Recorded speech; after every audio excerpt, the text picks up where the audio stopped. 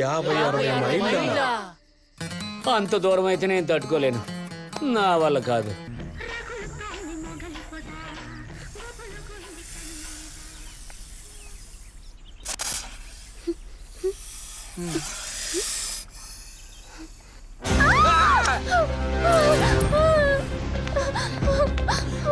అమ్ములు, ఏమైంది? ఏమైందిరా?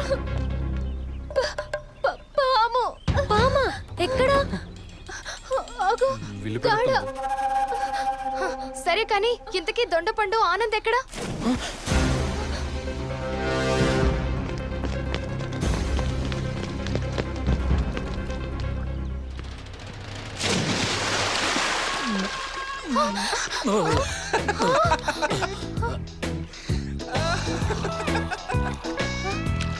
ఎరా అవంతిక కనబడిందా?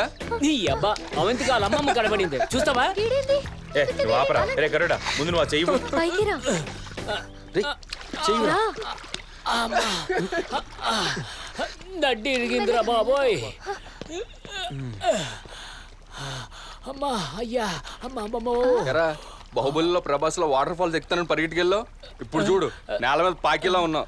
అయినా ప్రభాస్కి నీకు పోలికేంట్రా? ఏదైనా ఆశపడ్డానికి ఓ లెక్క ఉండాలి. లెక్క? ఇప్పుడు నా బాడీలో ఎన్ని బొక్కలు ఇరిగాయో లెక్క పెట్టుకోవాలరా. దొండపండు, నువ్వేం బాధపడాల్సిన పని లేదు. నా దగ్గర నడుం నొప్పుల్ని నయం చేసే ఆకుంది. ఇది తిన్నావనుకో, నీ నొప్పులన్నీ మాయమైపోతాయి. నా తెల్లే, నువ్వు భద్రపరిచింది ఇలా నా బాడీకి ఉపయోగపడుతుందా? అవంతి కనబడలేదు గాని నాకు ఆయుర్వేద దేవతలా కనబడుతున్నావు, నా బంగారు తల్లే. ఇప్పటికే లేట్ అయింది, వెళ్దాం పదండి. పదండి.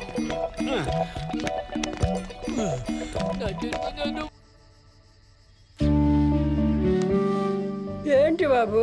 తాతగారు, ఇక్కడ భోజనం చేయడానికి ఏమైనా హోటల్స్ దొరుకుతాయా? హోటలా? ఇది చిన్న పల్లెటూరు బాబు, ఇక్కడ హోటల్ గీటలు ఉండవు. ఇదంతా అడవి ప్రాంతం బాబు. హోటల్ కావాలంటే 50-60 మైళ్ళు పోతే గానీ మీకు హోటల్ దొరకదు. ఈ పండుగడు కమిలిపోతాడు, ఏదో ఒకటి చేయండి రా. మిమ్మల్ని చూస్తుంటే బాగా ఆకలిగా ఉన్నట్టుగా ఉన్నారు. మీకు అభ్యంతరం లేకపోతే మా ఇంట్లో భోజనం ఏర్పాటు చేస్తాను, రండి. మీ ఇంట్లోనా?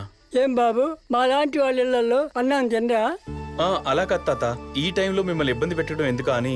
ఇబ్బంది ఉంది బాబు, ఆకలేని వాళ్ళు కళ్ళ ముందు కనపడుతుంటే చూస్తూ ఊరుకుంటామా? మా ఇంట్లో భోజనం ఏర్పాటు చేస్తాను, రండి. రండి బాబు.